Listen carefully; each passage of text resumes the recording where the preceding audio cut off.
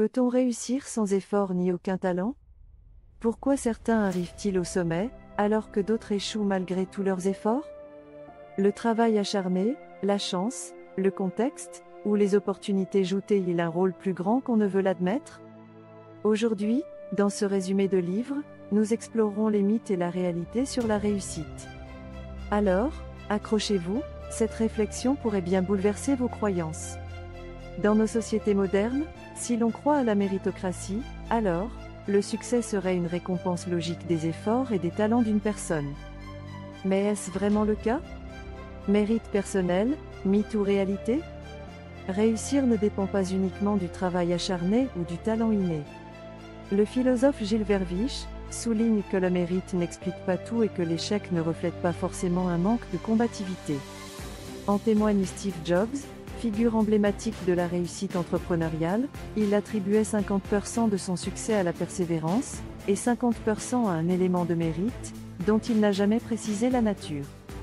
Des penseurs comme Machiavel renforcent cette idée en avançant que la vertu, le talent, et la fortuna, la chance, jouent également un rôle crucial dans la réussite. Même les plus ambitieux ne peuvent ignorer ces éléments qu'ils ne contrôlent pas totalement. La chance et le contexte, les catalyseurs de réussite.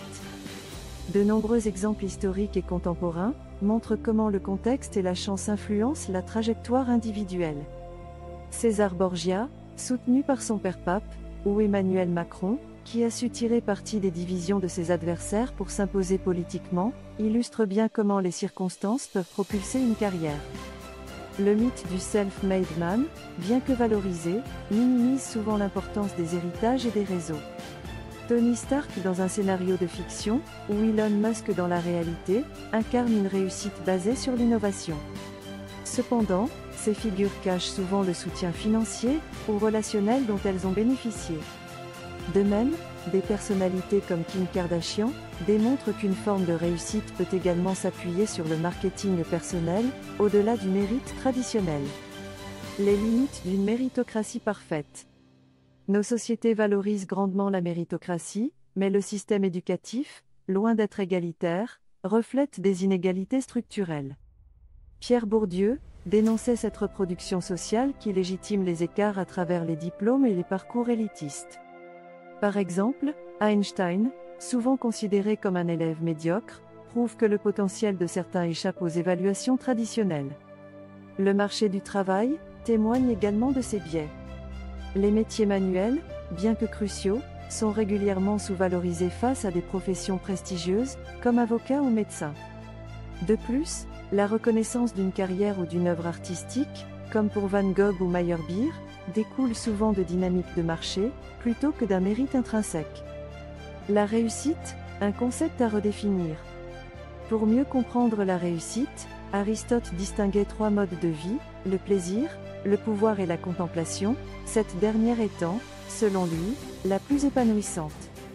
Épictète, quant à lui, conseillait d'accepter les éléments échappant à notre contrôle pour atteindre la sérénité, tandis que Kant reliait le mérite à une dimension morale, voire divine.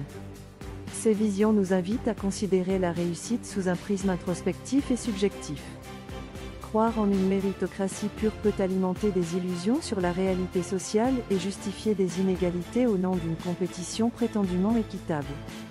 Reconnaître le rôle de la chance, du contexte et des dynamiques sociales dans la réussite pourrait ouvrir la voie à une meilleure compréhension de peut-on réussir sans effort ni talent? La réussite ne devrait pas être limitée à une quête de validation économique ou sociale. Elle pourrait être redéfinie comme une recherche d'épanouissement personnel et de contribution collective, allant au-delà des standards établis du talent et du mérite. Si vous avez apprécié ce résumé, n'hésitez pas à vous abonner et à activer la cloche pour ne manquer aucun de nos prochains sujets.